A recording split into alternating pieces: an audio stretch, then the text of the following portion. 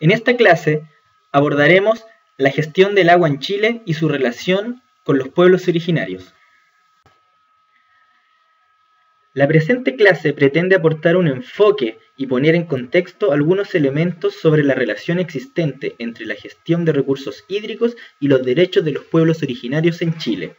Lo primero que hay que señalar es que este es un tema contingente políticamente y conflictivo socialmente, el cual, con la ratificación de Chile del Convenio 169 de la OIT, ha tomado gran importancia para los pueblos indígenas y sus comunidades. La problemática entre los derechos de los pueblos indígenas y los regímenes de propiedad de la tierra y el agua ha ido cambiando en su historia, variando entre diferentes conceptos de propiedad individual y colectiva y con diferentes grados de consagración en leyes formales, pero que en definitiva no juegan a favor del derecho ni la gestión local de las comunidades indígenas y campesinas.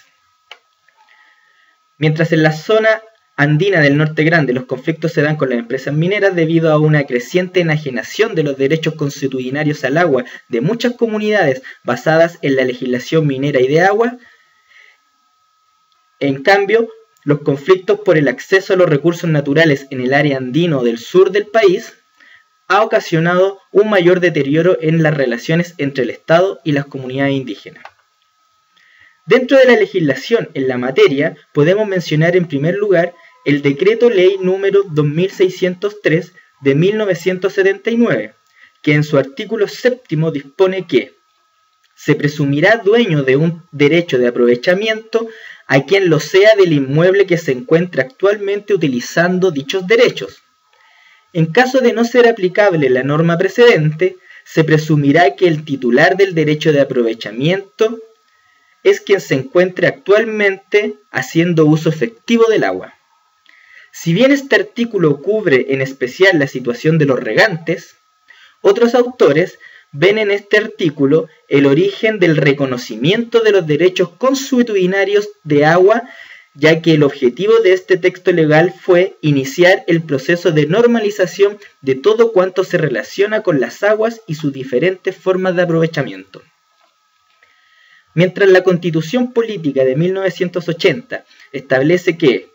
los derechos de los particulares sobre las aguas, reconocidos o constituidos en conformidad a la ley, otorgarán a sus titulares la propiedad sobre ellos, el Código de Aguas de 1981 establece procesos regulatorios, artículo 2º transitorio específicamente, para los derechos de aprovechamientos reconocidos. En el fondo, el artículo 7º del Decreto Ley 2603 encuentra su fundamento el procedimiento de regularización de derechos de aguas consuetudinarios establecidos posteriormente en el Código de Aguas. El artículo 7º del Decreto Ley 2603 refleja el propósito del legislador chileno de presumir que los usos consuetudinarios de agua, cumpliendo los requisitos correspondientes, constituyen un derecho. Los reconoce como señala la Constitución. A continuación, se presenta un análisis de 3 cuerpos normativos que abordan o se relacionan con la gestión de los recursos hídricos y los derechos de los pueblos originarios, a saber, la ley indígena, la ley 20.017 que modifica el Código de Aguas y el Convenio 169 de la OIT. Ley indígena. La promulgación de la ley indígena el 5 de octubre de 1993 ha significado un avance en el proceso de apropiación de aguas ancestrales por parte de comunidades indígenas, al establecer normas de protección, fomento y desarrollo de los indígenas y crear la Corporación Nacional de Desarrollo Indígena, CONADI, que es el organismo encargado de promover, coordinar y ejecutar la acción del Estado en favor del desarrollo integral de las personas y comunidades indígenas. La ley indígena tiene una importancia primordial para la gestión de recursos hídricos de los pueblos indígenas porque el Código de Aguas originalmente analizaba solamente el caso de uso individual, por lo que había determinadas comunidades, especialmente étnicas bien definidas, que hacían uso comunitario del recurso, y lo cual entonces no tenía cabida dentro del Código de Aguas. La ley indígena reconoce que para los indígenas la tierra es el fundamento principal de su existencia y su cultura,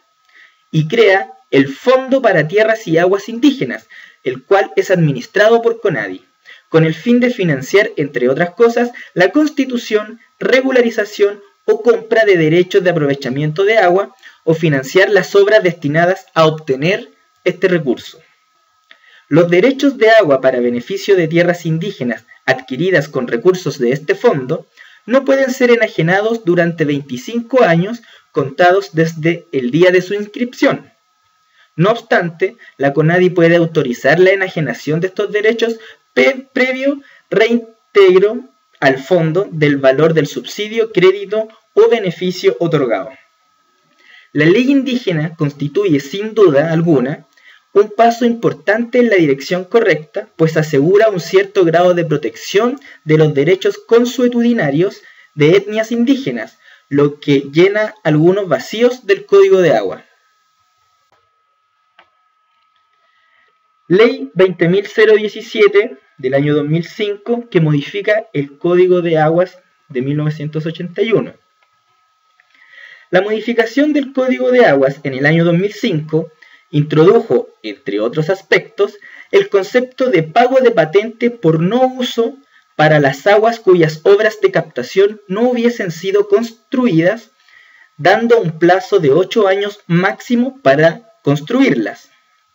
Para esto, la DGA notifica anualmente por medio de la publicación de una resolución en el Diario Oficial el listado de usuarios y de hechos afectos a lo dispuesto en el artículo 129 bis 4 y siguientes del Código de Aguas. Por otra parte, como ya se mencionó, el Fondo para Tierras y Aguas Indígenas de la Ley Indígena contempla la constitución, regularización o compra de derechos de aprovechamiento de aguas, así como la construcción de las obras destinadas a obtener el recurso. En este sentido, respecto del Código de Aguas, se han evidenciado incompatibilidades en la aplicación de la ley indígena, específicamente en el caso del pago de patente por no uso. Esto porque los derechos de aprovechamiento de aguas adquiridos a través del Fondo para Tierras y Aguas Indígenas ingresan en los listados nacionales anuales de cobro de patente por no uso, a pesar de que estos derechos de aprovechamiento se encuentran protegidos. En su artículo 22 se dispone que las tierras no indígenas y los derechos de agua para beneficio de tierras indígenas adquiridas con recursos del Fondo de Tierras y Aguas Indígenas no podrán ser enajenados durante 25 años contados desde el día de su inscripción. Los conservadores de bienes raíces, conjuntamente con la inscripción de las tierras o derechos de agua, procederán a inscribir esta prohibición por el solo Ministerio de la Ley. Por otro lado, en relación a lo anterior, una sentencia de la Corte Suprema de fecha 5 de mayo del 2014 señala que los derechos de aprovechamientos adjudicados con recursos del mencionado fondo, debido a su condición legal, gozan de una protección especial.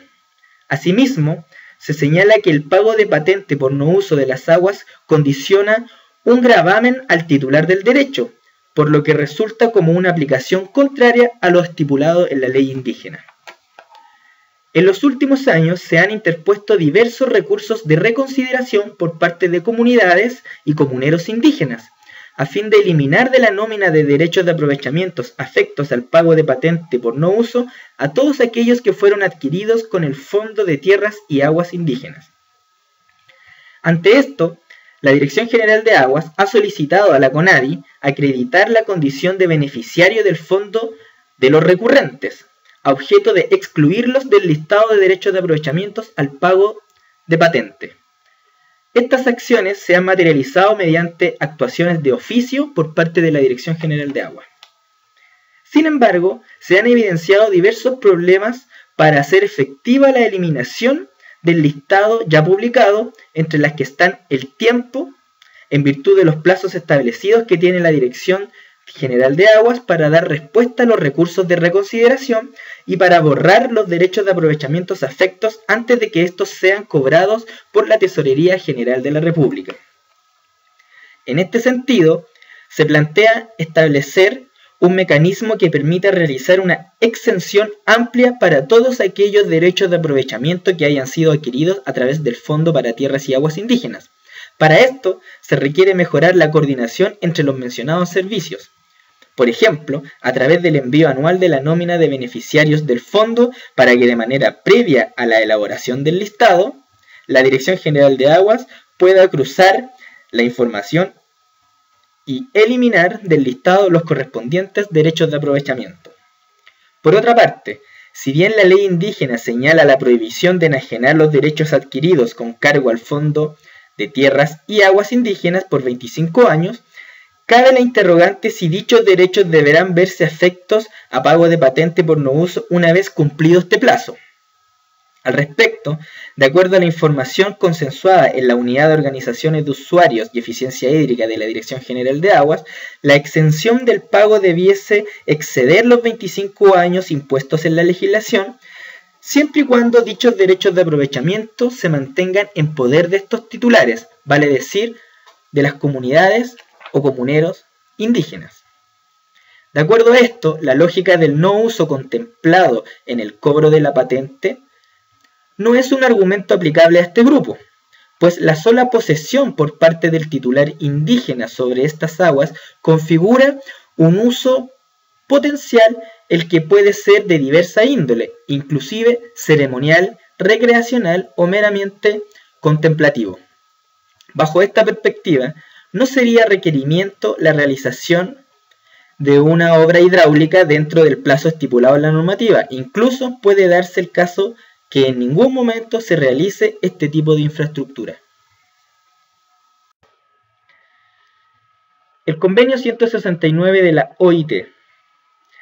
El convenio 169 de la OIT sobre pueblos indígenas y tribales en países independientes establece el deber para el Estado de Chile de consultar sobre las medidas administrativas y legislativas susceptibles de afectar a los pueblos originarios. En este sentido, el Decreto Supremo número 66 de marzo del 2014 del Ministerio Secretaría General de la Presidencia, que aprueba el reglamento que regula el procedimiento de consulta indígena, en su artículo 7º, inciso primero, establece expresamente que los órganos de la administración del Estado señalados en su artículo 4º deberán consultar a los pueblos indígenas cada vez que se prevean medidas administrativas o legislativas susceptibles de afectarles directamente. Agrega en su inciso tercero que son medidas administrativas susceptibles de afectar directamente a los pueblos indígenas aquellos actos formales dictados por los órganos que formen parte de la administración del Estado y que contienen una declaración de voluntad, cuya propia naturaleza no reglada permita a dichos órganos el ejercicio de un margen de discrecionalidad que los habilite para llegar a acuerdos u obtener el consentimiento de los pueblos indígenas en su adopción, y cuando tales medidas sean causa directa de un impacto significativo y específico sobre los pueblos indígenas en su calidad de tales. De lo anterior, se desprende que la consulta indígena es procedente ante medidas administrativas, toda vez que dichas medidas contengan una declaración de voluntad y sean de naturaleza no reglada, es decir, cuando las acciones que se pretende llevar adelante no se encuentren establecidas en ninguna ley, reglamento, procedimiento, manual o instructivo preexistente. La condicionante de la naturaleza no reglada es de gran relevancia para la gestión de recursos hídricos por parte de comunidades indígenas en Chile, debido a que prácticamente todo el quehacer de la Dirección General de Aguas se encuentra reglado en el Código de Aguas y otros cuerpos normativos. De esta manera, la constitución, regularización o perfeccionamiento de derechos de aprovechamiento, la declaración de áreas de restricción o zonas de prohibición para aguas subterráneas o resoluciones de agotamiento para aguas superficiales, o la conformación de organizaciones de usuarios de agua, son medidas de naturaleza reglada y por tanto la consulta indígena es improcedente. En este último contenido del módulo sobre aspectos generales de la administración del agua en Chile, hemos intentado entregar algunas nociones generales de la gestión del agua y su relación con los pueblos originarios. Sin embargo, este es un tema relativamente incipiente, no exento de conflictividad y de carácter dinámico, por lo que es un tema en pleno desarrollo y sobre el cual invitamos a los alumnos a informarse en mayor profundidad. Muchas gracias.